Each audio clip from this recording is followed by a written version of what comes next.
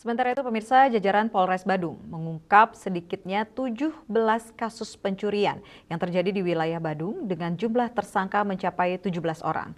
Kasus pencurian biasa paling menonjol dalam kurun waktu Juni 2026 yang salah satunya merupakan seorang residivis.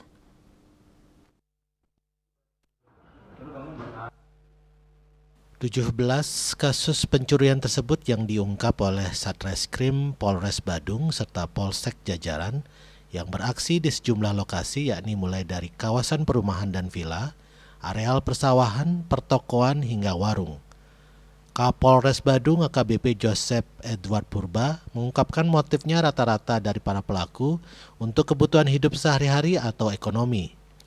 Dari kasus Cusa, polisi menyita sejumlah barang bukti, diantaranya 5 unit sepeda motor, 6 unit telepon genggam, 2 unit HP, 1 unit laptop, 1 unit kamera, 1 unit drone, 1 lensa kamera, 2 botol minuman beralkohol, serta sejumlah peralatan pertukangan. Sementara untuk kasus curat, menyita 1 unit mobil, 1 unit sepeda motor, 1 unit speaker, 1 unit televisi, 1.477 meter kabel fiber optik, serta 24 bungkus rokok berbagai merek. Selama kurun waktu bulan Juni tahun 2026. Dari ungkapan yang telah dilakukan, dapat kami sampaikan bahwa jumlah laporan polisi ada 17.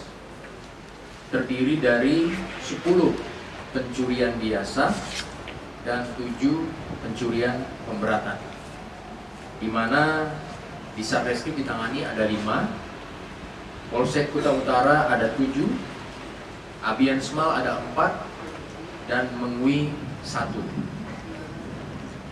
Dari 17 LP tersebut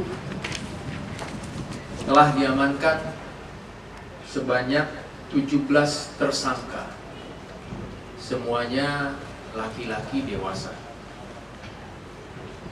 Perbuatan para tersangka ini dilakukan antara lain di perumahan villa, kemudian areal sawah, dan pertokoan ataupun warung. Joseph Edward Purba menambahkan dalam menekan gangguan Kamtibmas, partisipasi masyarakat tidak kalah penting dengan melaporkan setiap tindak kriminal melalui call center Polri 110 maupun melapor langsung ke kantor polisi terdekat. Para pelaku terancam pidana mulai dari 5 hingga 7 tahun penjara. Raiswantara dan Agung Kompiang, Bali TV.